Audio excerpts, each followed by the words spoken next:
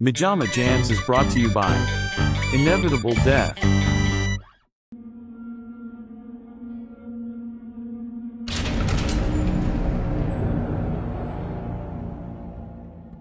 Hey guys! Oh, I didn't see you there. Come on in. Come on. So, check it out. Now, you guys might remember, I don't know if you're keeping track, we sure as hell are, but we have been locked in here for like 2 months now, I think a little over, and we really haven't gotten anything done on the script. I mean, we hang out a lot, we seem to eat a lot of pizza. I think Matthew has diabetes by the gurgling sounds he makes, but we haven't really done any work on the script. You guys might remember during Christmas, Matthew said he had the idea for my uncle, the French door refrigerator. He ain't done nothing on it. He ain't done nothing. But your old buddy Jason is here to save the day for the MaJaMa crew. Today, production starts. Creativity starts here in Mateo's cozy-ass bathroom. We got a ton of stuff in here, and I friggin' love it. And I'm gonna start production on my genius idea. Godzilla, the king of the drugs. It's like Godzilla, but he's a friggin' kingpin. And you know what's best of all? I got no shortage of reading material in this place because Mateo keeps it stocked. In addition to bathroom readers full of tons of factoids, we have Lino Banfi's classic book, How Savogila di Racconatarvi la mia vita oltre sottrazetti, which I think loosely translates to when Godzilla drinks the blood of the children, the fire ignites. I took a little bit of Italian in high school from a guy that dealt me pot, but we're going to be going through this, and let's get Mateo in here. Mateo, do you want to come into the bathroom with me? Not really. MaJaMa. MaJaMa. MaJaMa.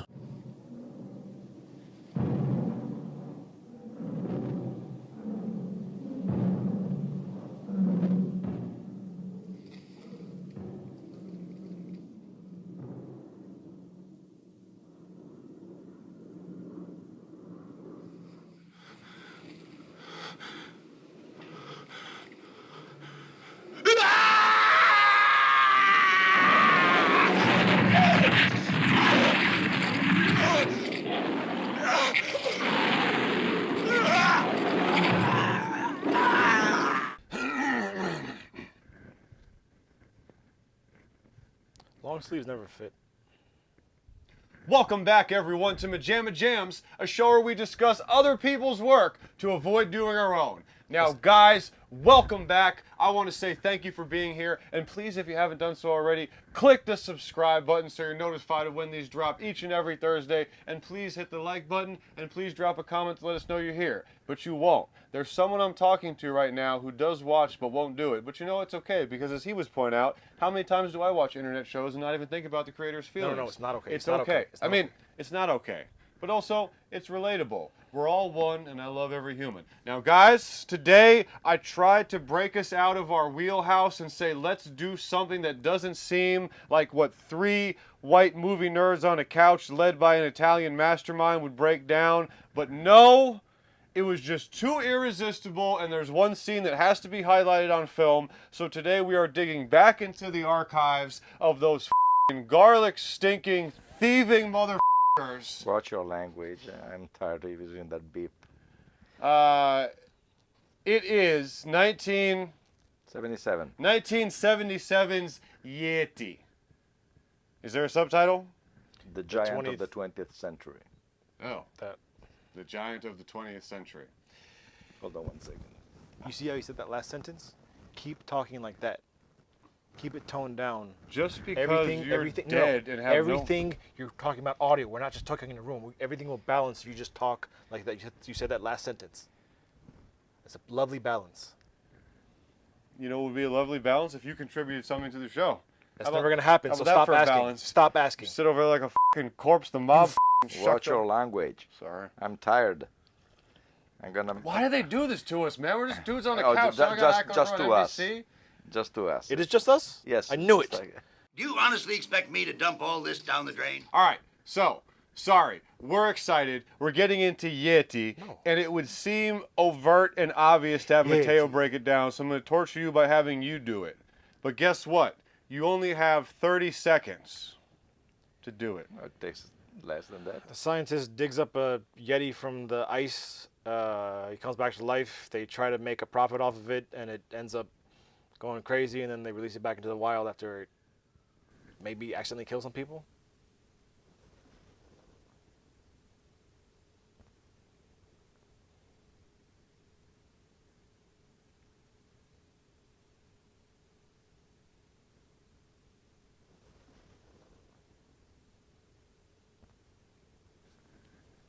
Exactly.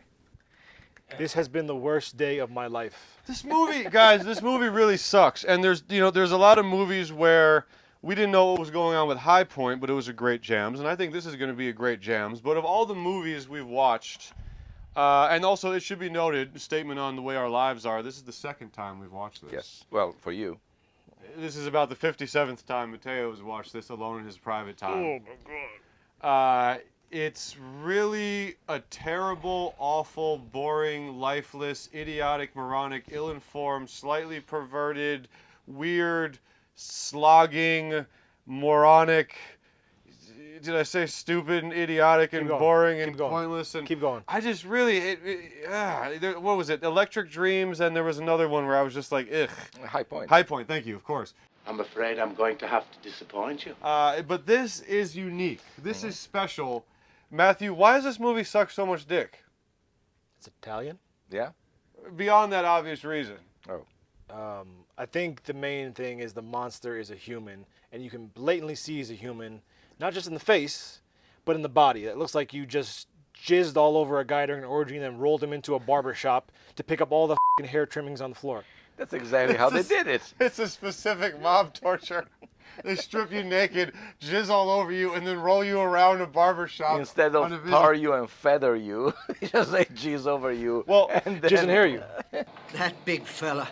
I'm glad that Matthew started on that point because of two things. One, we need to highlight how yuffing horrific this body design is, how genuinely disgusting and unpleasant to look at, but also, anyone who knows me, as these two unfortunately have been forced into doing, you know how much I absolutely love the monster movie, the kaiju, the creature feature, the giant monster. I'm an absolute sucker to a painful, detrimental degree. And usually anytime it's that type of movie, I can't help but find a little bit of that base level glee. But a big creature, to be fair, the movie is not without its people are running, he's going through the city. There's not a lot of great action scenes at all, but there is some of that. But there's just zero translating for someone who's an absolute fanboy sucker for anything with a giant creature. Zero translates. Did you hear what he said? Don't worry, I'll take care of everything. I didn't have like a moment where I was like, oh wow, well, he's attacking the building. None of that gets through, and his design is sickening. We're not just trying to be funny. It's like a dog has a problem with like leukemia, it's sick, and so it's losing patches of hair. So you see like that disgusting pink dog But you gotta flesh, keep rubbing you still lotion see, on the body to yeah, make you gotta sure rub it's lotion on medicated. the pink turkey flesh, but you still have strands of hair clinging on. It's really just objectively gross. Just go with a gorilla suit. Make him just completely covered in hair. Yeah. Now, here's the question we should pose to our wonderful viewers right here at the top of the hour, is there is one main reason that this movie needs to be done, and I want to know how quickly should we get into the infamous scene, which honestly is mine. You want to go in chronological order? I'll tell you a little bit of history of this movie before big we start. Italian history time. Matteo's going to take it away because haven't we suffered enough? No. Now this is one of those direct response movies, right? This is one of the original mockbusters, because what happened was An Asylum Before Asylum. Yes, An Asylum Before Asylum. Exactly. Well. Because this movie was rushed into production because of Dino De Laurentiis' King Kong.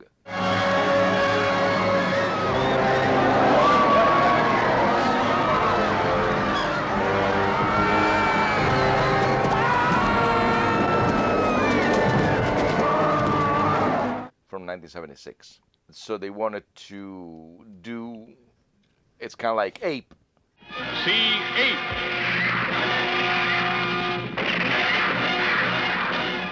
See giant ape defy jaws of great white shark.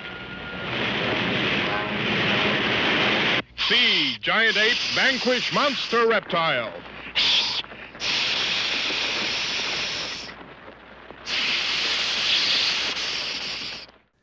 say, oh, we have a huge gorilla monster movie. Let's try to jump on that bandwagon. So they did Ape. They did Mighty.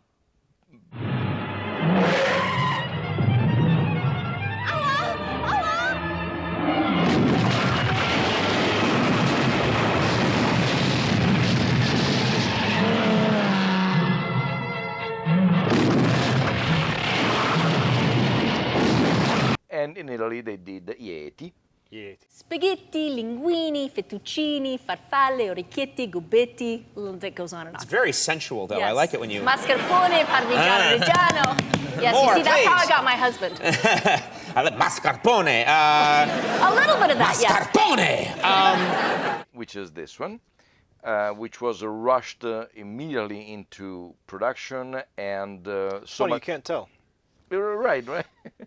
So much so that they actually went. They had legal trouble with Dino De Laurentiis, who sued them because they say you're remaking my movie. Then they saw it and say, oh, sorry, never mind, it's fine. But certain things are lifted from the Kong. Wait, forgive me. How could Dino say that when he himself was doing his own take on an existing property with Kong? His was official. Oh, like officially licensed, Yes. and they were just leeching off the... Right. And in fact, for instance, the two main, I don't want to say plot point, but ideas that they lifted from the De Laurentiis King Kong is one, the monster associated to the gasoline. Honeycutt Enterprises, first in science and technology to serve you better. HH Gas has got the Yeti in it. Nothing beats it for sheer power. Put a Yeti in your tank and you'll have giant power. Using the monster to promote a Yes, company. exactly. Yeah, they say a publicity stunt. And the other thing was... Signs were terrible. Yes, they were just like done back there. And I feel like I should, even though, yes, this is a huge part of the plot to King Kong versus Godzilla is the corporate boss. I want my monster, give me my monster. Yes. But, so it's not that it hasn't been touched on, but I have to say, to give credit, This has been the worst version of that. Yes. The idea of, specifically the scene here where the kids suddenly rush into the mall, accompanied by joyful music, and there's a bunch of Yeti products, suddenly like a Ninja Turtle type craze. What are they buying? They're advertising food with Yes, Yeti's name slapped but on it, and there's some apparently really crudely made T-shirts. It looks like that But that's a cool idea. It looks like that the company, it's kind of like Kirkland for Costco. Yeah. They produce everything. Yeah. They have toys, T-shirts.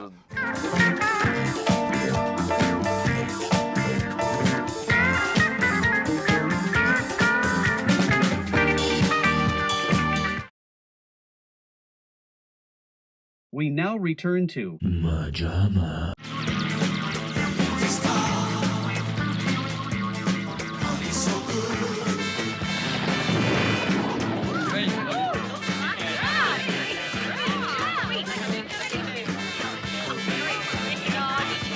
Look, think of the kick-ass opening montage of Pacific Rim where they get us up to speed with what's happening in the modern world. We discover monsters. We thought we beat them.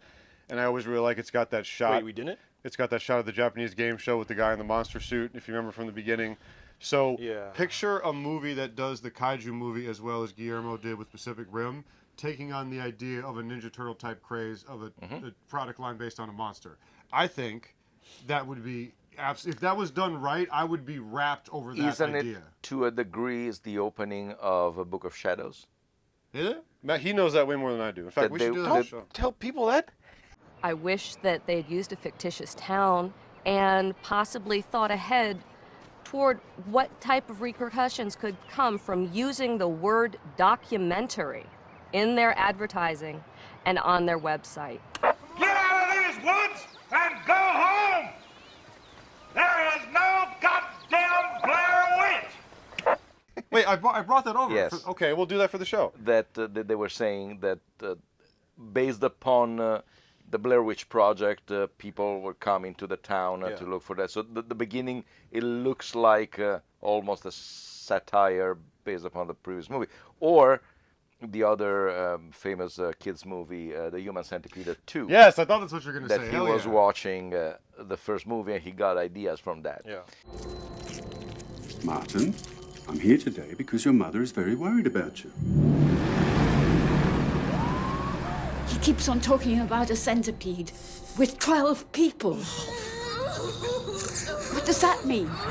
For this one, they did that, and they did the idea that the monster gets scared by the flash photography and things like that. Sorry to just go back. Yes, you're right. The T-shirts they come up with are hands grabbing their breasts. Very. There are a lot of weird erotic. Sexual undertones. Try to stay away from the sexual undertones. It's Italy. So especially with an underage girl who who looks underage. Well, she was 16, so exactly, yes. yeah.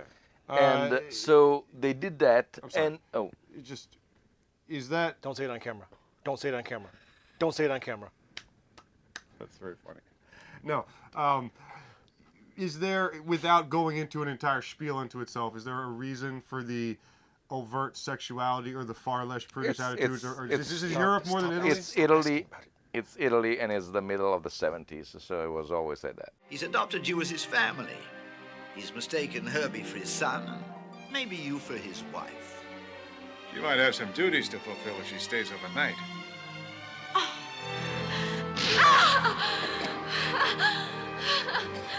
No! Don't touch me!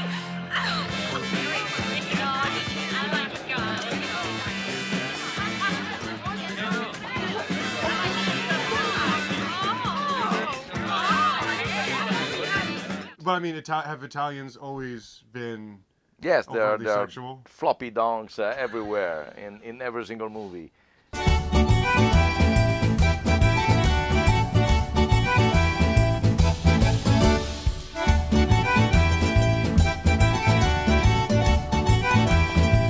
It's just like I'm just fascinated by the fact that, to my American brain, it never left this country.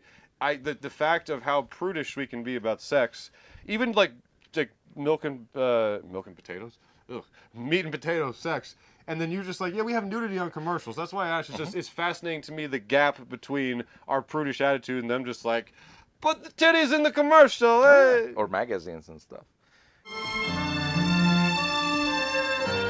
But to go back to the movie, I know. I tried to steer us away from it. There was a huge misconception back then. There's one right now too. It was yes. It was believed that the King Kong, that who else but that. Who was the guy that did King Kong? I forget. Who built the King Kong? I think it was Van Low Rambaldi or Boat Low Rambaldi. Oh, sounds something like Motorcycle Low Rambaldi. You're getting close. Or was it Car Low Rambaldi, the unofficial mascot of MaJaMa Jam? Yes. We should have a Carlo Rambaldi created Carlo Rambaldi puppet. Yeah. Has he ever done it? I don't think so. No. He looks like it's him. He looks like he looks like the type of guy that would create a miniaturized puppet version of himself. He devolved into he looks a puppet, like a puppet himself. It was believed that what you see on the Dino De Laurentiis screen, it was only Carlo Rambaldi's puppet doing everything. Instead, it was Rick Baker with a mask and other mimes, and then the actual puppet, you see him only once standing in the MGM backlot, dropping awkwardly a cage.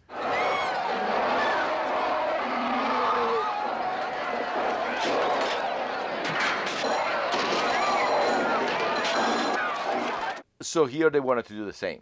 They say, oh, let's build a creature that can do everything. And the result was less than stellar, as we saw.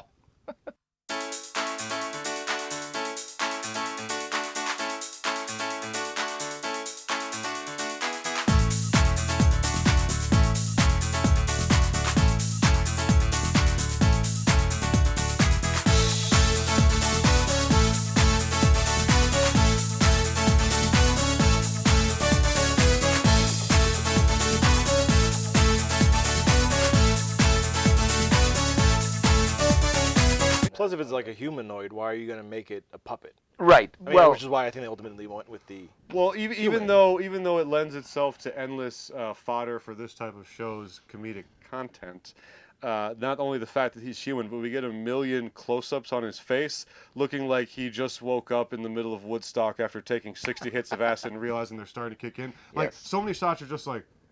Yes, and that's the other thing.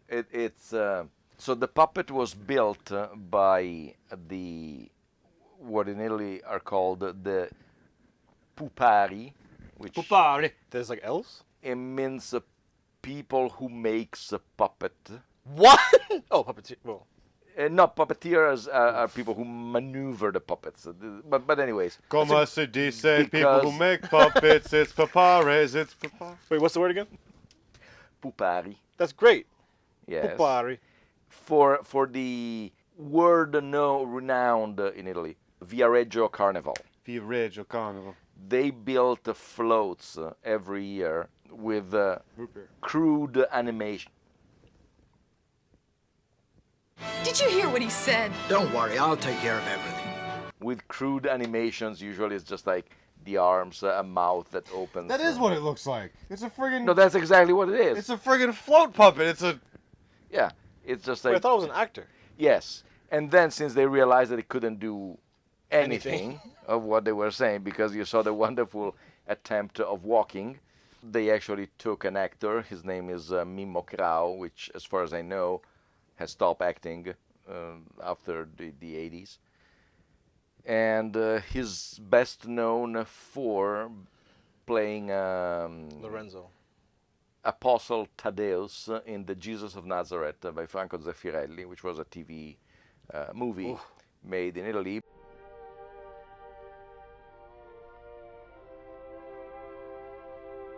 Ricevete lo Spirito Santo e andate senza timore come agnelli tra i lupi. But You don't have to say everybody... anything else, but once you said TV movie, God, that's like the nail in the coffin. No, it was actually a nail on a cross, because it's Jesus. And everybody was in love with him because of his eyes. I romani non lo conoscevano. Ah, yes, that does make a lot of sense with why. Okay, you know what? And so they gave him this starring role of eyes looking sometimes, because probably, I guess, that they might have had him for a day or something in front of a green screen. A blue screen. No, a blue back. Blue back, as it's... What's that thing called? Blue, that's in the back. Blue back. Blue back is fine. Write it. And he's just like reacting to nothing, because it looks like that halfway... He's like during a photographic service, I said, do a bunch of poses.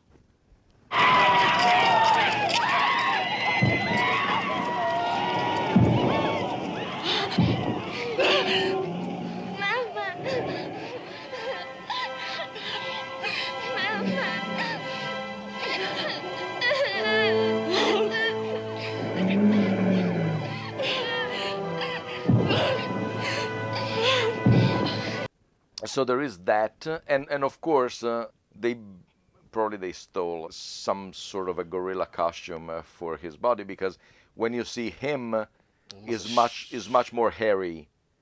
The body, it's that when you see the puppet. His own body, you mean? Yes, when you see in full figure that he is him, there's much more hair on the legs, on the arms. When you see the puppet, the two legs of the puppet, or the couple of shots where they use the actual life-size puppet. It's like a greasy dying orangutan. I have a Yeah, it looks like a hypothesis. jalapeno or something. Think of any version of the Wolfman, from all the way back to the cheapest mask kind. If you just made his face entirely hairy, I think we're talking about a good 25% ratchet up of the effectiveness of the creature. Just put a little bit of budget.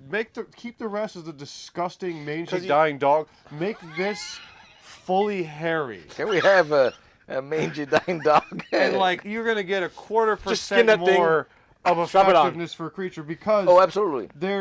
Granted, they're not meant to look human, but there's a humanoid aspect to War of the Gargantuas. Yes. Well, it's a similar design. If you hairy the face up, we would have nothing to say, but there wouldn't be this aghast. It really, no joke, it looks like a nasty homeless man wandering the streets was like, he looks let's more put you like on screen to make you look like you're big. And can we get a bunch of shots going under your taint?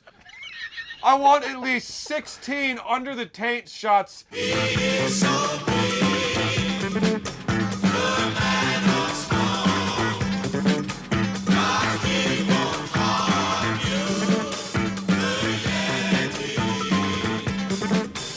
God, the smell that must just be pouring down from that open crotch. So after a million years in hibernation? We had, you said we had Mako de Tobacco from the Jesus movie that everyone was in love with his eyes. And we have Francesca Bilione, who was famous for being milked in a cheese commercial in Italy.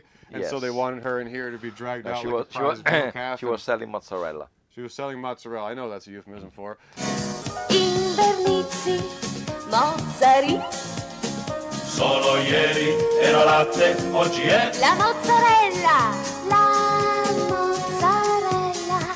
il formaggio più fresco che c'è. Invernizzi. They put her in this movie so that the entire movie could be based around a 200-foot Yeti banging her, much to the glee of her. Wait, so that's not that dude with the jacket, Mr. Cool Jacket Man, isn't related to her.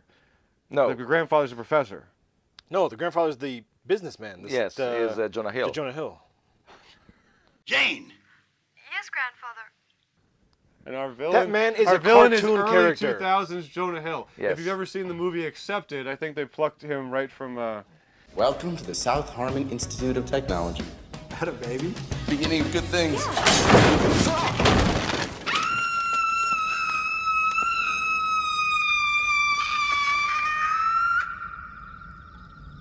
Schrader, what the hell was that? This is embarrassing. Are you kidding? It'd be really cool if you guys wouldn't tell people I scream like that. Wait, I'm sorry. So, Instead of de-aging him, they just aged him. It was a very costly process. That's a decent joke, Matthew, but what makes it so hysterical is I think the fro that this idiot has is exactly Jonah's original fro from like the, like I said, the Accepted But era. this man is also a I mean, everyone's dubbed, so they just sound goofy. Hi there, Henry. I'm here. But he's just a cartoon character, just a, oh. Oh, I can't trust other brains, Henry.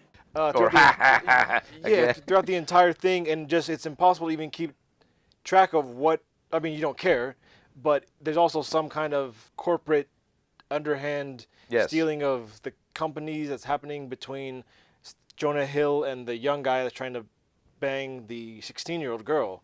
Wait, I'm sorry, hold on. Who was Jacket Man? That's the guy trying to bang the girl. Yes. No.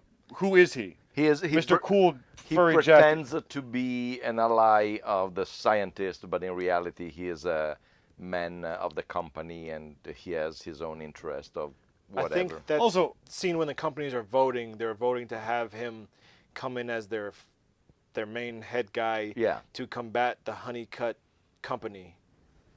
I'm going to the police. Jane, stop now. Get a hold of yourself. We now return to MaJaMa.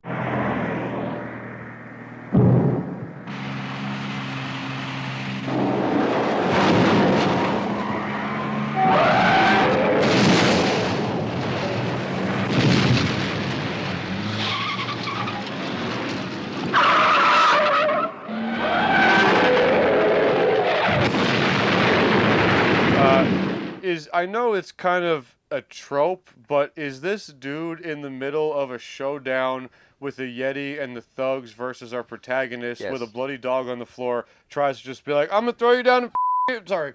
I'm gonna throw you down and screw you here. Well, like, I mean, I know in action movies that's kind of par for the course that the villain has to end up flinging himself on top of the girl, but literally, we're going in the middle of a showdown. There's a giant Yeti. He's like, screw off! Now it's time for this now. And I'm like, Jesus God, man. Well, that's the thing. I actually noticed when he gets on top of her, he immediately gets to the shifts So he's holding her hands down, but he shifts to the side of her, so he's not directly. Oh, maybe so. It wasn't the intent. He's just trying to. Well, okay. Can we get into the fact now? It's very weird sexual. Let's tell the story a little bit, at least. We have. Who did? How much time do you want to spend on this plot? I'm saying we need. They haven't seen it. They don't know what's happening. Not that they need to see it. Yes. But they need to suffer the way we suffered. Mom, we need to break down more of the plot of Yeti for you. Essentially, there's a avalanche in the Arctic, I guess, or whatever stock footage they had. Yes, apparently that's where he's been stuck. This corporate Jonah Hill guy gets the George Kennedy scientist wearing an old man's sleeping cap like Ebenezer Scrooge to go and defrost him, which they employed like 16 different men with flamethrowers, and that's the best way to defrost. And they let the kid wander close to it while they're using this. 100 people around from the very start. Some of them are on platforms, some of them are torching this thing with flamethrowers. And then even when the scientist is like, oh yeah, bring some scientists down to help us with this discovery. It's like, bring the press. Everyone who wants to come, have them come down. And the scientists will come tomorrow. Yeah. Like because that's not important. I say whatever. And there are just cars. The amount of people who almost get hit by cars throughout this entire film. They're just zigzagging, and there's a little kid walking up with the camera trying to take pictures of the Yeti. He's getting so close to the flamethrowers. Doesn't make any sense. Which is a good thing that the kid... they say in one of the most awkward lines. Oh, I suppose we've been spoiling the boy, especially my grandfather, who's like a father and mother to him. If science can revive that thing there, then maybe your brother can recover too. They've tried everything, Cliff. Herbie lost his voice when he was in that plane accident in which my father and mother died. Can we condense the history into like 2 sentences? It's just Exactly. So at least we're not subjected to a screaming kid. He never talks again. No. There's no like, oh, he found his voice. Oh, the adventure's over. He's also dressed like he's being led through a pedophile sex dungeon on a dark Saturday night for friggin' poppers and ecstasy. The costumes in this movie. Well, yeah, she's in a sacrificial virgin dress. We're sending you off to be devoured. But the weird thing is how involved this girl, who at very least, 2 seconds of the Yeti, and she's dedicated to make sure he does not. Not even that, but just how much she's involved with the professor and the discovery and unearthing him. I mean, once she falls in love with him or she has a connection, I get like, okay, let's use her as bait to lure him and make him do things. But like, what are your qualifications? Are you just like a spectator and then you start to actually get involved? Like she's in the helicopter, doing things that could kill the Yeti. Probably. You got those readings back there, huh? You know how to use that thing? And like he's explaining to her how the machine works when they're already mid-air and they need to gas this. Yeah, because the plan is to defrost completely the Yeti. Go to 10,000, Will, the level he lived at in the Himalayas. The atmosphere up there is particularly full of ozone, ultraviolet rays. And I'll enrich his oxygen. That's the air we're going to make him breathe. And then giving him electroshock. Because, and that's then this is up there with Pat Morita's snake capturing plan. All right, blast him with flamethrowers, drag him up in the air, spin him around. All right, Cliff. Try stimulating his brain with electric shock. Tell me when the scope line flattens out. Then we'll try it. Now it's flat, sir. All right, now we'll try. And then he wakes up at 10,000 feet in a phone booth and, of course, freaks out.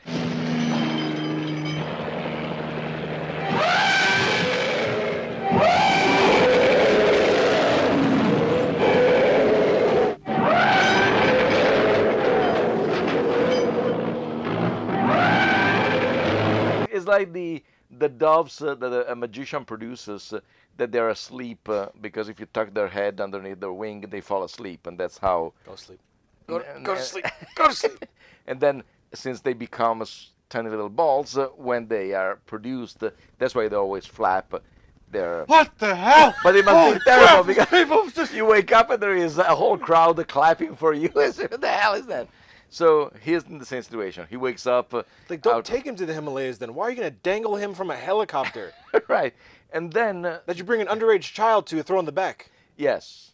Then they bring him down, and they seem they're all scared that he escapes.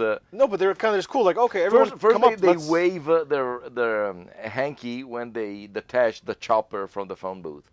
And then he breaks the phone booth, and everybody flees.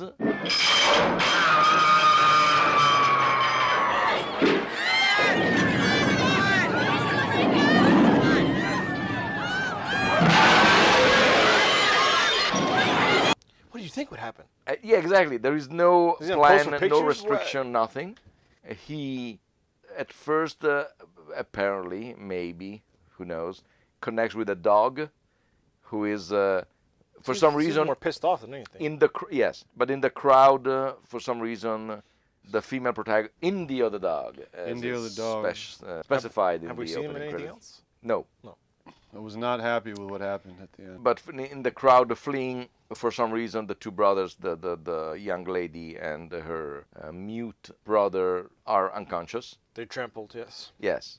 And so the Yeti goes there and grabs them, and they lose his tracks because he's a Yeti. And that leads... Like you said, it's just constantly like, wait, how? Yeah, it changes size throughout the movie. It's not very clear. But what doesn't change is those taint shots. No matter what size he appears to be, let's go under the legs. Are you crazy, Herb? Don't you know cannibals are always good to their victims before they eat them? No? Well, you're coming anyway. And then I expect to see his nutsack just flop out. Or just stuck to his thigh and just... It's like a wrecking ball. Can we please get to the scene? Okay, we're almost there. We are there, exactly. Because it's they're unreal. following the footsteps. It's unreal. I don't know how they lose him in the first place just by not seeing him. They lose. Not too much happens. Hold on, I want to preface this. Yes. I want to preface this because Please do. On a show like this, a man like that with a gun. A man like that with a gun. My God. I feel like it'd be very easy to take a scene like we're about to describe and be like, let's intentionally play up the goofiness because that's what this show is. But as we'll get into, there's really no way to interpret what they were trying to do other than sexual. Yes. Having said that, which one of you wants to tell everyone about... Hold on.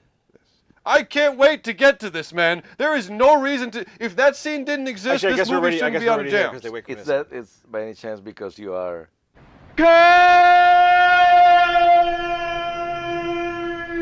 Let's get into it. It's amazing and horrifying. You can get into it because it's inverted. Tell me. Yes. Tell me. So them. they're walking. He's holding them like this. Yes. Not sure how they get so close to his chest, but she's casually like, she slips "Oh, or let me rest, or let me feel up, or let me get a better hold." But it's not even like oh, I fall and I grab those.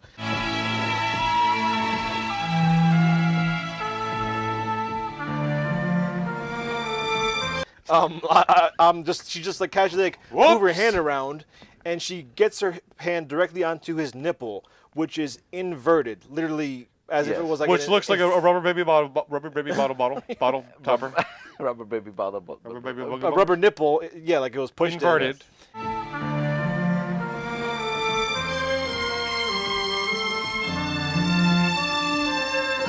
And so by her touching it, it gets him aroused and gets hard, and you see it. Don't forget about the cut in between, where she puts her hand on, and then he looks down and goes, "Oh yes, yeah." They make him do. Like this is what I'm saying is that I mean it's intentional. Obviously, there's no other.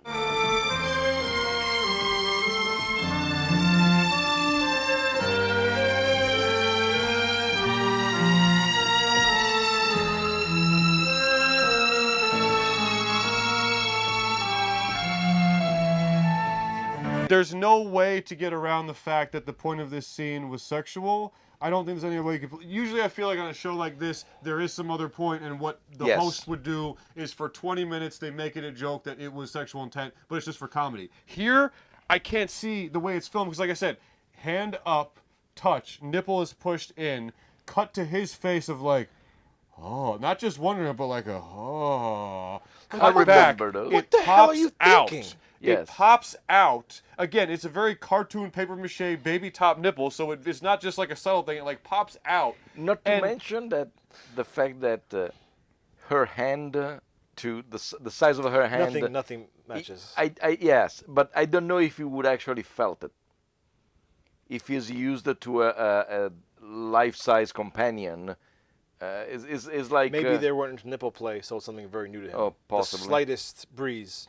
But the thing is that what you don't was need the intent of the filmmaker? You don't need that to cement the love interest between the two of them. Like Kong falls in love with May Fay Ray, or Jessica Lange, or Naomi Watts, or Brie Larson, or Gia.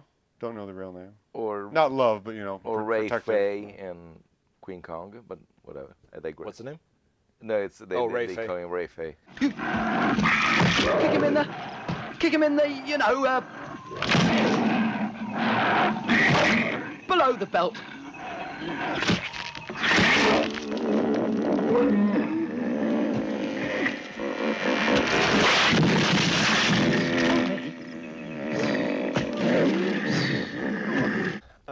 What the hell were we saying? We're talking about. Oh yeah, but like it's just like why would you do that Yes.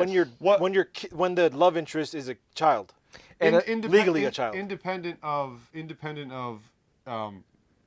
how the movie actually is. Was it aimed at like Independent of it what would have been personally like arouses a you. kid's family type? Yeah, I mean, it's such a weird choice for like for instance, King Kong, the De Laurentiis King Kong, has also a sort of a romantic / sexual undertone of the gorilla falling in love, but it's not that it's just like made with ice. implied, And you know, yes, yeah. exactly. I mean, you don't need to go that, but is the equivalent of The Exorcist, Linda Blair levitates, The Antichrist, Carla Gravina lifts up, exit from one window and comes from the other one because they say we need to do more.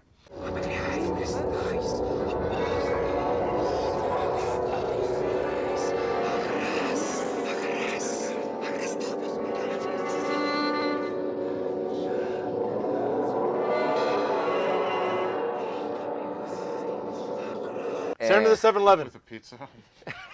I came out while I was out. I brought you pizza. Check our James Cleaned your episode gutters. number Oh damn! about the Oh, Antichrist. I'm usually good with that. It is, Stop. It's worse if you know it. Antichrist is. Stop. 20. It's in the. I want to say 19, but I'm not No, sure. I think you're right.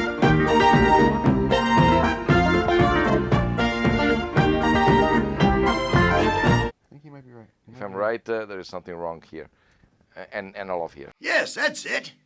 That's only my theory. It hasn't been proved. Your theories are always right. We now return to MaJaMa.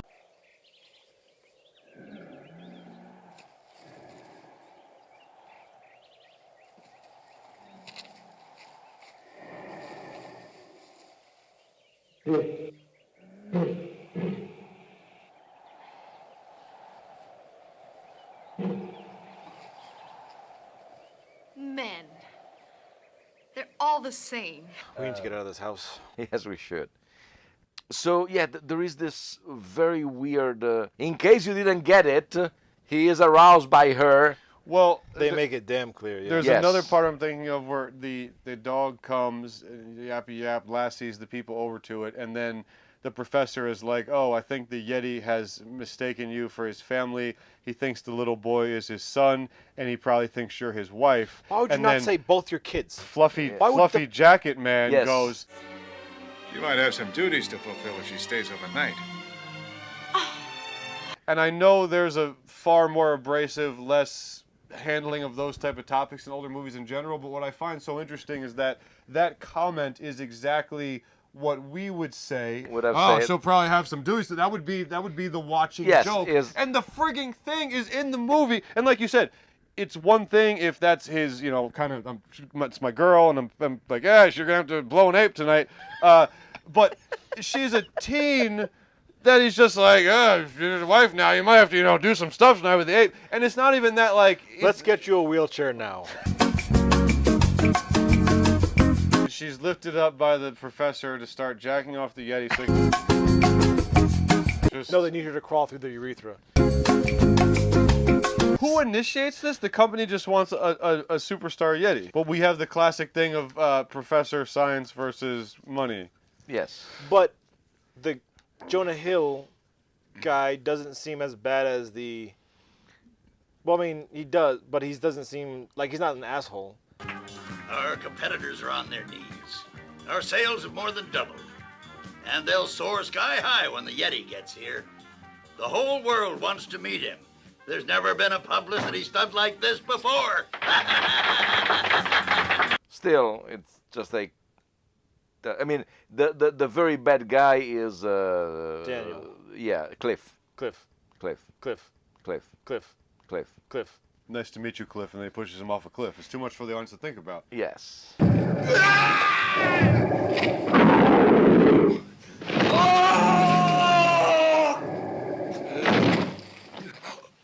Well, his 2 men die like that. Just like go on the Yeti cliff doesn't and even then kill anyone. Oh, between no, the Yeti, toes. the Yeti Between has the killed. toes. Just kill me!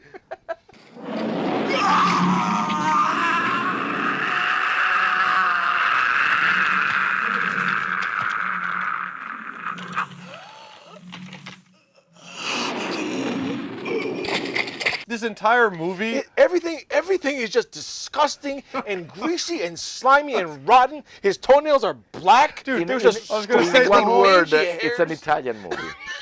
No, I'm saying on the Yeti himself, but yes, the attire of all the actors is disgusting too. But he just from head to toe is gross. Dude, this is the Anchorman Sex Panther. What it smells like? It smells like Bigfoot's dick.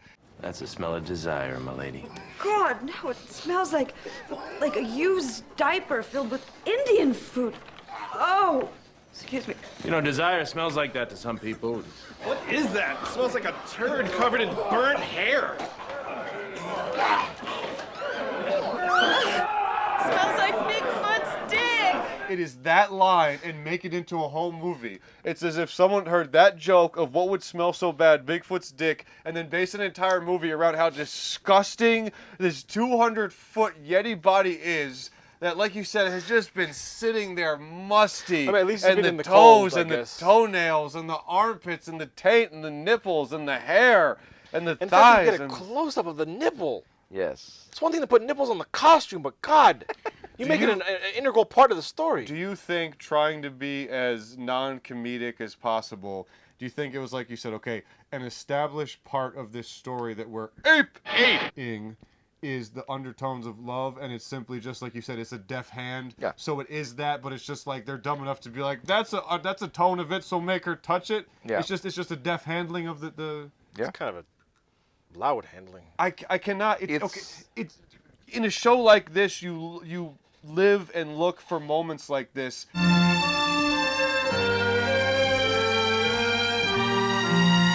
But this one is so puzzling to me that someone said that's what we're intentionally putting on the screen. It's intentionally a nipple, and then who has inverted nipples? It's like it's the idea of, okay, we need to do this effect. How do we do it practically? Okay, shit, how do we do it simply?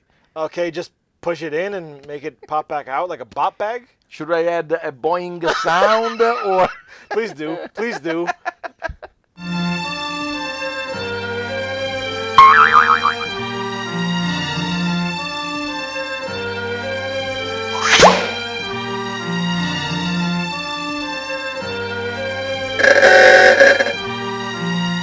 But yeah, it's how else are you going to make actually a realist, or just do a close-up of his nipple getting hard? Yeah. To me, make him walk into a cold room, film it really close up. To me, Only got to get a tiny hand. The worst part, make it's it not a small hand, plastic small hand, and just like rub it gets hard. It's not as bad without the cut to his look when she touches. Yes, because his look is quite clearly like, and now give me a look like a teenage girl's touching her inverted nipple. Yes, just like that. You've done this before, haven't you? Is that what's going to happen in the film? Where'd you get this guy? He's great. It's all here in the eyes. You were right. That's what I think it happened. That they just made him react to a bunch of stuff, and then they cut the close-ups as they were coming without fire, gunshot, nipple, fire, gunshot, nipple, fire, gunshot, nipple, fire, gunshot, nipple. Not even that. There was just now. More than those 3 commands? No, just keep fire, gunshot, nipple. Fire, gunshot, nipple. We have it also T-shirts. Fire, gunshot, nipple. Fire, bad. Nipple, good. Imagine they do a double shot and it just cuts up and it goes. He starts. They convince him again to go into the phone booth, and they bring him for a stunt. They bring him on top of a building. What logical sense would that make? I mean, regardless of even where you're going to put him, why would you put him around people for this? Yes, for this with no reveal? protection whatsoever. Everybody come to the 60th floor of this tower with this giant 200 At untrained least, Yeti. once no again, security, no planning, no one even... In King Kong, the De Laurentiis Kong, and also in the 1933, his chains at the wrists and at the ankles. In the I mean, he does have chains at one point in the. Yes, but it's mostly when they're bringing him up for the first time, right? When as he lands on the roof, he opens. You think would happen? He opens the door by himself. So hello, Guys, over here. I am, and behind door number 2. Anyone announcing him, right? There's no fanfare. There's no stage. There's no band. There is a parade that by happenstance of course, was on the for him, street right? and they filmed it because it had nothing to do with the Yeti. But what would you expect? Well, what would your show be? Why would you do it on a roof? My question is again, handling these pre-established chunks of the story, if you will, with a deft hand. Do you think it's simply like Kong gets up on the building, which is brilliant because Kong does it, so that explains it, and they're just like, like you said, I think you said we're watching it. How does that happen? Put him up there, and then he'll climb down. We'll have our building shot. Yes. Because it seems like that would be an explanation for that dumbass choice of like. I don't want to make him climb the building again. We'll fly him up there, and he'll climb down. And climbing down, he does. There's so many shots of him. And why is he kicking those windows? Out every window. Yeah, like aggressive as hell.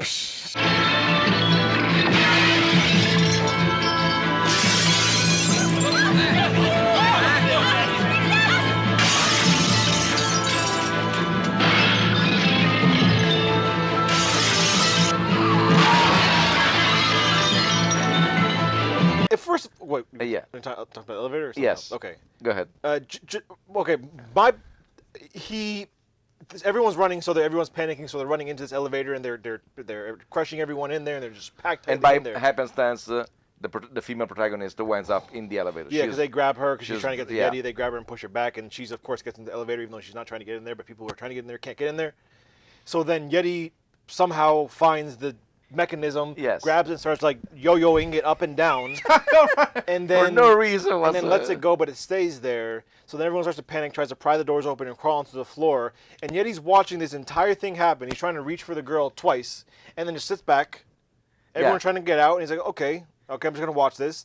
And then she's hanging on for dear life, trying to step. And then for some reason, the bottom of the elevator falls. Yes. And then the whole elevator falls. Yeah, and she's just hanging on and trying to step on numbers 32 like it's a giant house numbers. Yes. And in an elevator shaft, why would you have that? And who screwed them on? They fall off the second she steps on them. And then Yeti's supposedly watched this entire thing happen, but instead of trying to just going, oh, got you, he decides to start climbing down the entire building, kicking every single window in like a pissed off kid on mischief night. Like he's not just stepping onto the ledge and accidentally crashing through the glass. He's meticulous with it. Like, crash, step, crash. He gets down his swing kick motion. It's like, he's and step there, and step there. Yeah, he's going directly for the glass. Like he's not trying to find the ledge to step onto. He's going right for the glass. Yeah. Just some poor asshole eating dinner by himself at a really nicely made table. Giant, disgusting. Which, by the way, is the thing that say, hey, they're bringing a Yeti on top of your building. Yes. I'll have dinner. And that means it's an apartment complex. Yes. Why would they choose an apartment complex to showcase this 200-foot evolutionary miracle?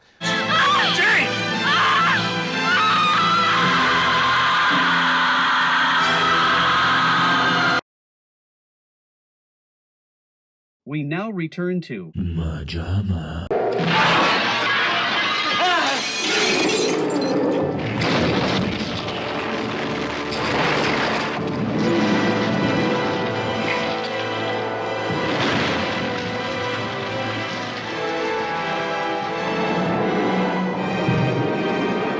Let's get real for a second.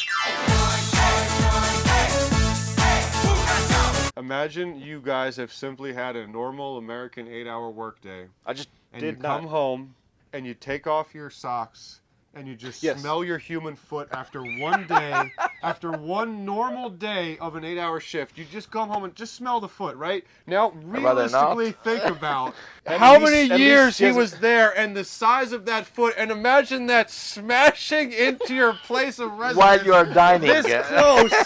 A toe that's like this. With the funk of 5,000 years. It must be Did a ungodly. garbage plant just explode? I like the reaction. Just step on me! Just step on me! There's the reaction of the guy that he hears the smash, he jumps, and then he flips the table.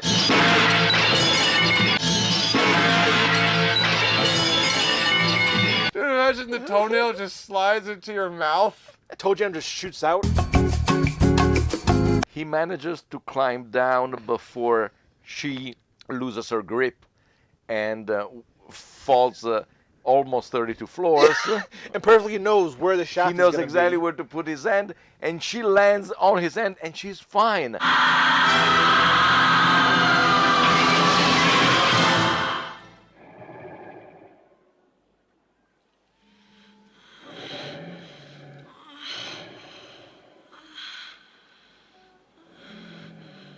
I would be dead.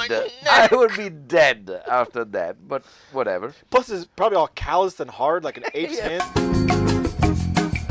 And then they go out in Toronto. That's where the outside is shot. The inside is Cinecittà in Rome. Goes out in Toronto, and somehow she says, "I've hidden him." It's Jane. She's managed to hide the Yeti. Oh, that's wonderful. Where are they?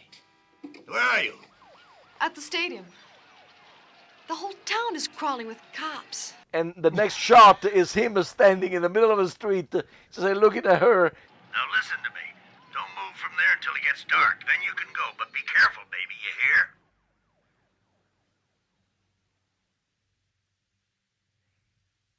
Jane. It looks like With a lampshade on his head. It looks like that the actor was there waiting for somebody to say action. He's just like there saying, behind a bush.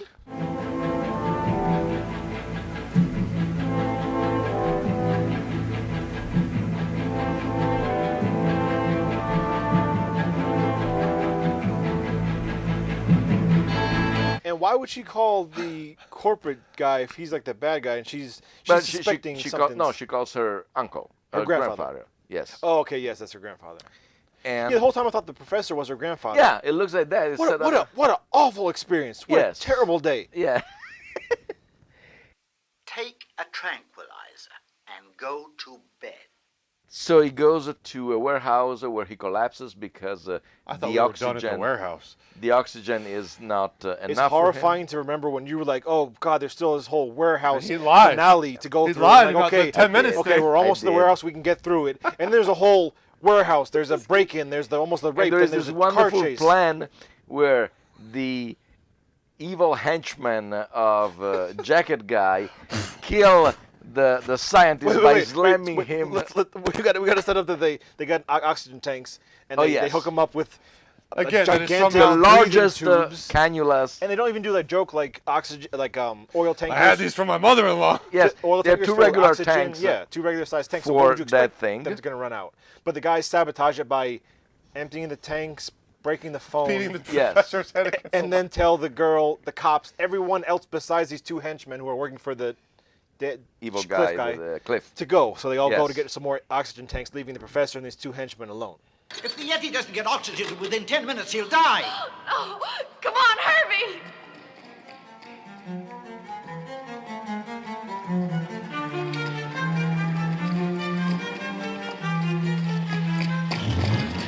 Get in front, quick! Hurry back, Jane. Hurry back. Their plan is, which is exactly what they do, they kill the professor, then they lay down pretending to be unconscious, and when the police arrive, they say, "Oh, the Yeti did it."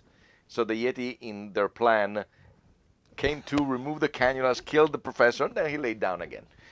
Just exactly as he was didn't they before. have How do they kill the professor? They slammed him repeatedly against two cardboard boxes.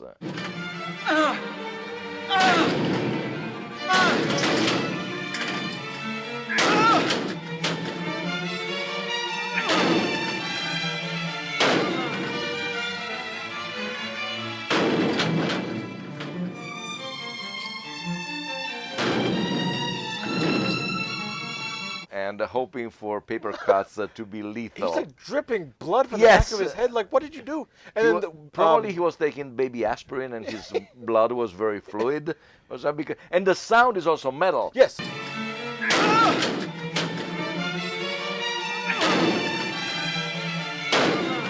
But then like there you're is a cut, slamming a teenager file cabinets or something. into a locker or something. Yeah, and instead just a two pathetic cardboard box. So then He smashes a wall. he They smashes run a away. wall. They That's when go. she almost gets raped by the guy. Yes. They stab the dog. He spits on him. His Oh, hand. okay. All right. What is that? What is that?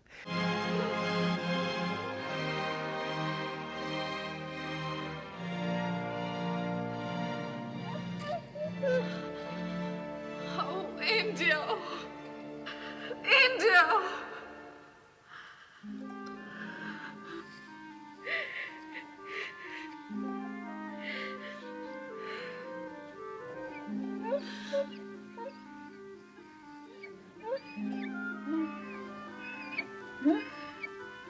He has magic power. My only thing is, okay, they took when he gets shot in the hand, the girl gets a giant aerosol, I guess, spray of Bactine or something like that, whatever, and sprays it on his hand to make. Thankfully, I had this novelty-sized thing of Bactine just sitting in the back trunk of my car. And sprays his hand. And he's like, "Oh, okay, that helps me." So the dog gets stabbed and is kind of dying on the floor. Don't like it. We see him literally. I thought he was drooling at first, but I'm guessing he's spitting or something in his hand, like he's about to jerk himself off.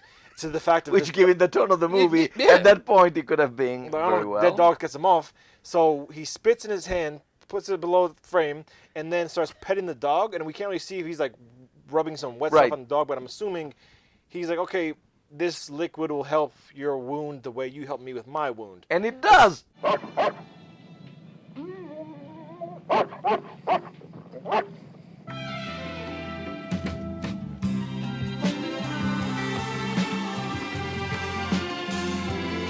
Yeah, I don't know. That's the only thing I think. Some kind of microbacteria in his saliva saves the dog, but the scene is like, why would you do that? It's what because would make you think that's how you're supposed to? The very first time I saw show it, him spitting on his hand. A gajillion years ago, when I saw it, I was expecting that when the dog and if they go through the whole thing, and when the dog at the end appears, I would say, oh, that's what snaps the kid, and he will yell the name of the dog and will start to walk talking again. Instead, absolutely nothing. Too complicated, and plus we don't want to dub the kid. So yeah, and the dog gets tired because it's been stabbed. So eventually, he just lies down, has the kid run to it. Yeah, because they start to run from 9 miles from each other. Way too long. I'm glad he made it though. Unforgivable otherwise.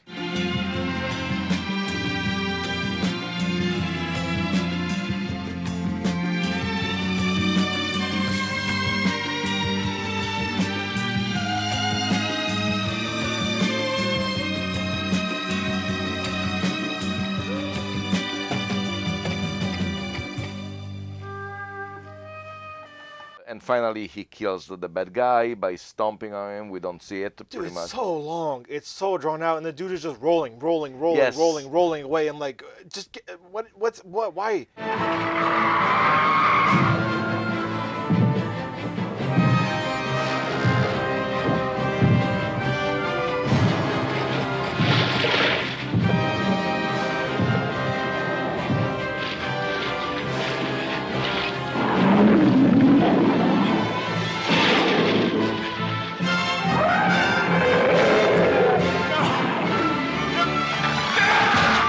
And the girl's left at the warehouse wants to run bare feet up this whole mile highway because the other she's holding it, and then talks to the Yeti in English, and he understands he needs to go back to the wild, and that the cops decide to not shoot him for some reason. How would he even? And somehow the Yeti from Toronto manages to go to the North Pole, wherever we it was. recycle our stock footage of exploding icebergs.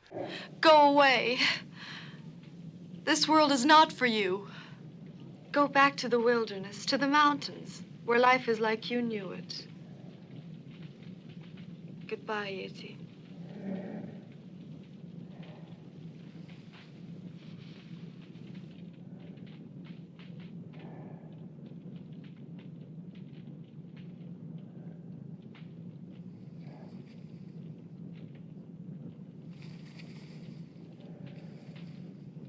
Also, I feel like I truly dropped the ball for not making some sort of Limp Bizkit reference joke after you said rolling, rolling, rolling. Oh, yeah. Rolling, rolling, rolling. My God, what a terrible song. I get it. I was more of a fan than you. You have the picture. Limp Bizkit is better than everyone. Speaking of Limp Bizkit and terrible music, the song in this movie, which you hear God, 25,000 times, is a blatant ripoff of Carmina Burana by Orff.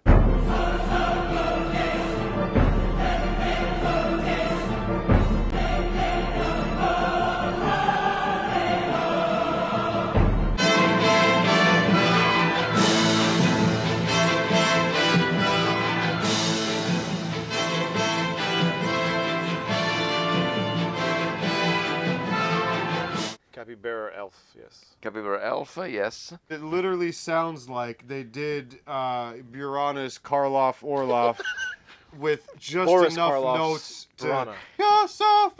How many we got? Change it. It's so weird, and they repeat it possibly more than they repeat Dune Buggy and Watch Out We're Mad. Yes. It is just like every 5 minutes this theme comes and on. only one time, aside from the closing credits, with lyrics.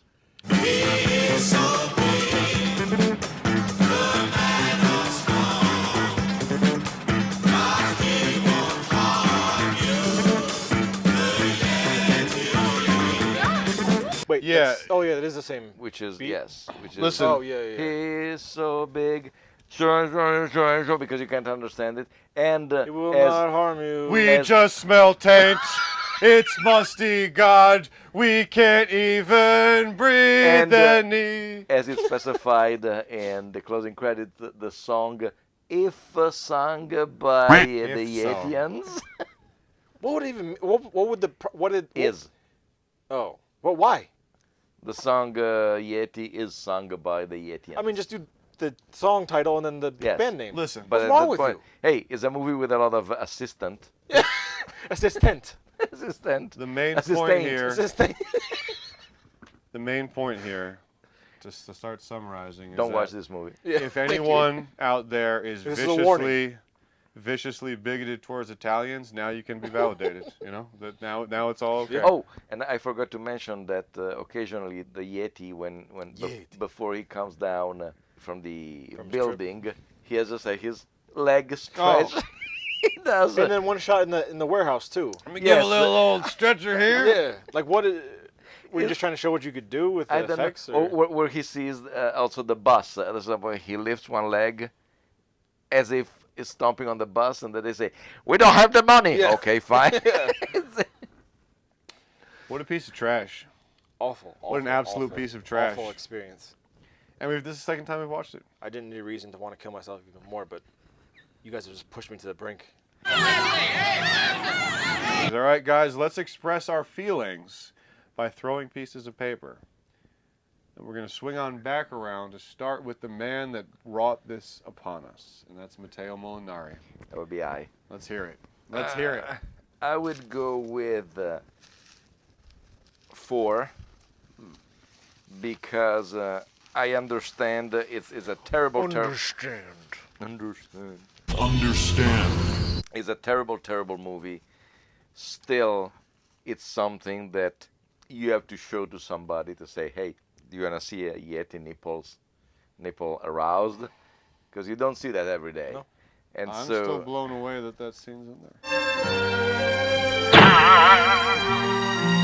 So 4 for me.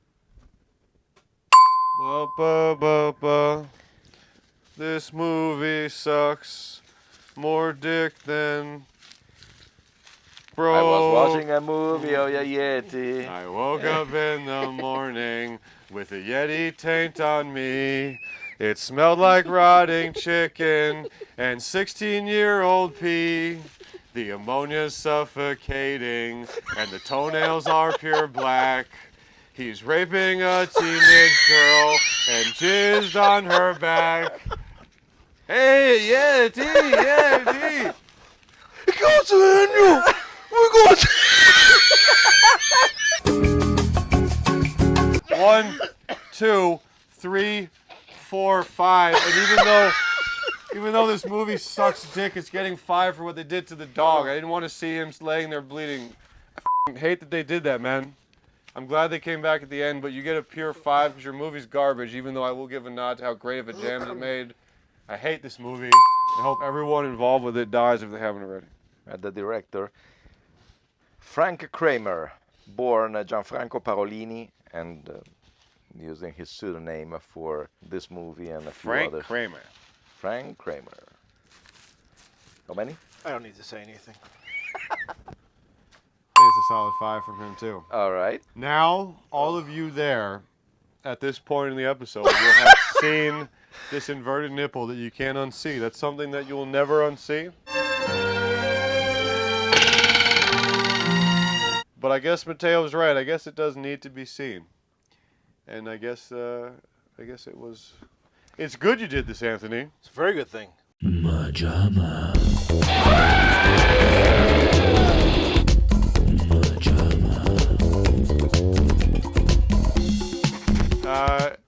Guys, thanks for making it to the end of another hour. And as always, if you're this far in, come on, drop that comment down. Let us know you're here. Get this algorithm going. Come on, we're plowing ahead here. We love doing it. But shoot a little comments in the algorithm. Or send this episode to 7 friends of yours and tell them to send it to 7 more friends. And you will become a millionaire. It's like a virus. Yeah, somehow. do that. Yeah, oh, yeah, it'll be like a virus. So, but before we end, our classic final line from Matthew. I don't know nothing about birthing no babies. Okay. Sounds good. And that's a jam. Is it? Let's do it again. It's never gonna happen. MaJaMa.